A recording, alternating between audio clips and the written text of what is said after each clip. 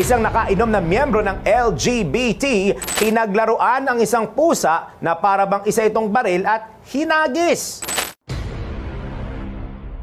Isa na namang kaso ng animal cruelty ang naitala sa Davao del Norte kung saan inihagis ng isang miyembro ng LGBT ang isang pusa. Kung ano ang buong kwento, alamin. Sa isang nag-viral na video sa social media, makikita na pinaglalaroan ng nasabing gay ang isang pusa at hinawakan na para ba itong isang baril.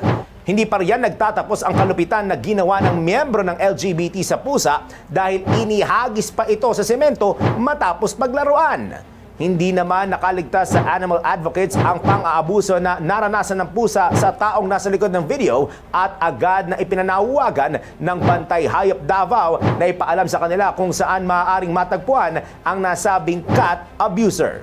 Samantala, humingi ng tawad ang abuser sa pamamagitan ng pagpapost ng isang video sa social media at doon inamin na sila ay nakainom ng alak kung kaya nila ito nagawa at inakala pa na ang ginawa nilang panty-trip sa pusa ay nakakatuwa. Gayunpaman, nailigtas na ang pusa at base sa resulta ng exam na isinagawa ng isang veterinarian ay wala itong tinamong sugat o injury. Tinitignan naman ng Animal Welfare Agency kung ano ang susunod na hakbang at legal na parusa na maaaring ipataw sa nanakit sa pusa.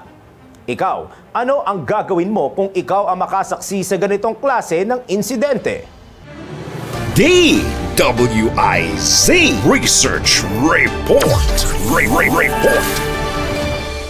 Thanks for watching. Ito po ang Aliw Broadcasting Corporation stations DWIZ 882, DWIZ News FM Regional, Home Radio 97.9, DWIZ News TV at Aliw Channel 23 nationwide. Kami po'y nagbabalita ng tama, naglilingkod ng tama. Like, subscribe, and follow.